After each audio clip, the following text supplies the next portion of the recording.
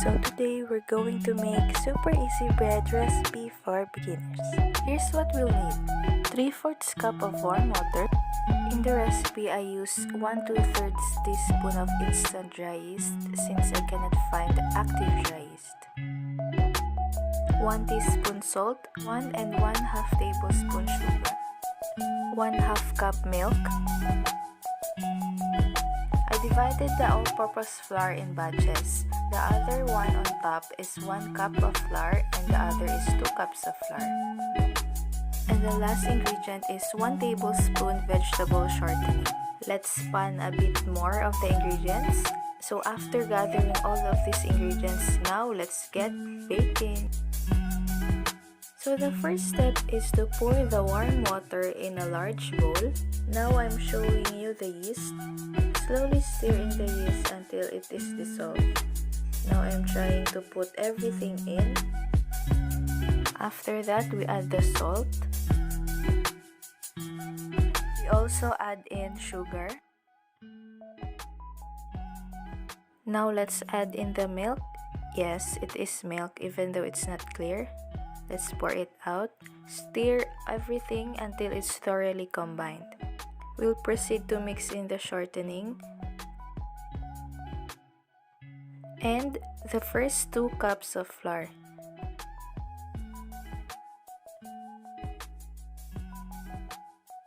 Now let me use the wooden spoon in mixing the ingredients. The shortening seems to integrate now into the dough, so it may be having small lumps at this stage, but it's okay. Now I felt tired in mixing it because the dough gets hard and sticky. They tend to catch up on the bowl, so I really need to stir it very well. Now I begin to adding more flour, 1 tablespoon at a time, until the dough chases the spoon around the bowl. So it is patiently just put it 1 tablespoon at a time.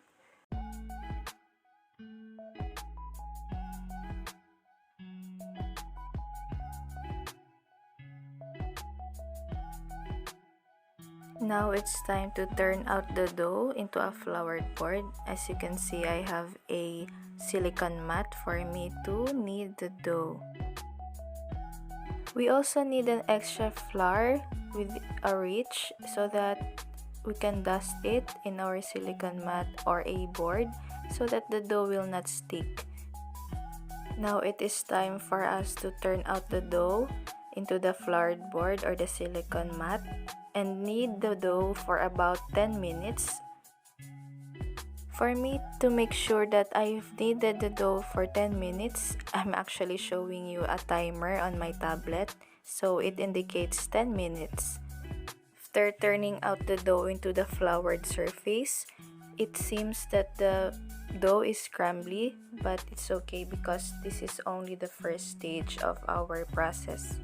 In kneading the dough, we need really have the weight of our body so that the ingredients or the gluten of the flour, of the yeast, of the ingredients that we mix will help each other to form bubbles and for it to have a stretch or a rise after baking. So at this point, I felt that the dough is getting smoother now and easy to manage. And even though you feel this way, you need to stretch the dough more and remember all the techniques in how to knead the dough. At this point, I am using the heel of my palm to help it more push forward and for the dough to stretch, like back and forth and then back and forth, using the heel or the side of the hand or the palm.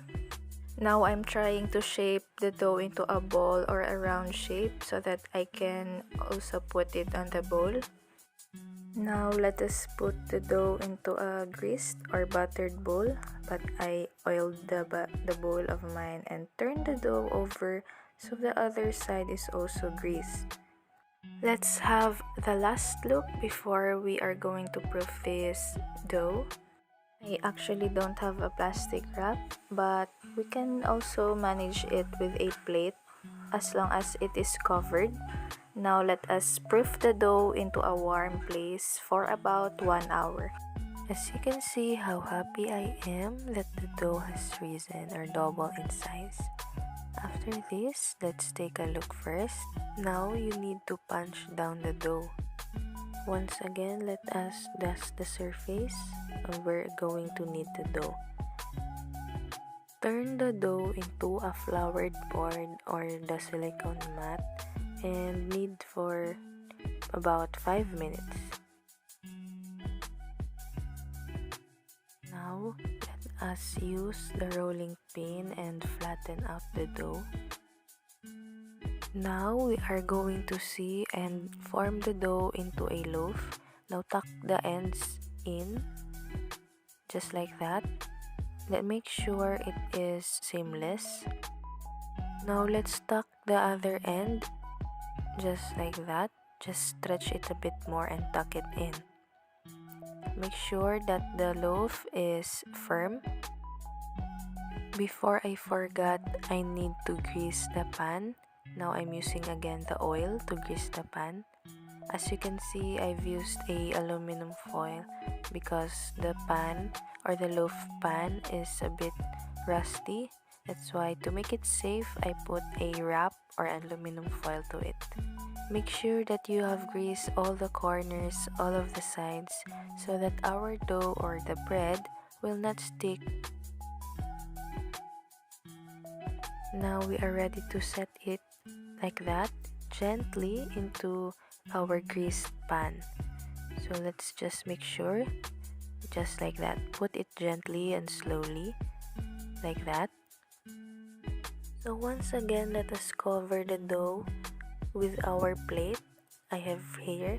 Cover it and let it rise for about 30 minutes or until it is double in size. Don't forget to preheat your oven at 190 degrees Celsius or 375 Fahrenheit for 10 minutes. After the dough has been doubled in size or has risen, now let us score the risen dough for about 3 slashes. 2 and 3.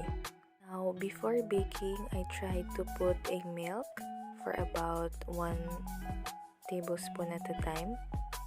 At this point in time, we are now ready to bake it for about 35 to 45 minutes or until the bread is golden brown. But I guess the bread of mine will not be golden brown because of the milk that I added. Now all of our hard work has been paid off. Now we can see that the bread is now cooling off. We need to make it rest for about 15 minutes. I wanted to know if the bread will work or to not be hardened on the next day, so I tried to make it as my breakfast. I just sliced 1 small banana and I have decided to put a peanut butter on the bread. Let's spread it evenly. I'm really hungry at this point and really testing out the bread if it's gone hard or it will have the same texture.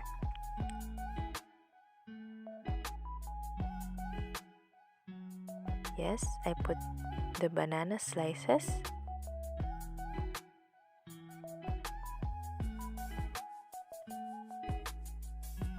Taran!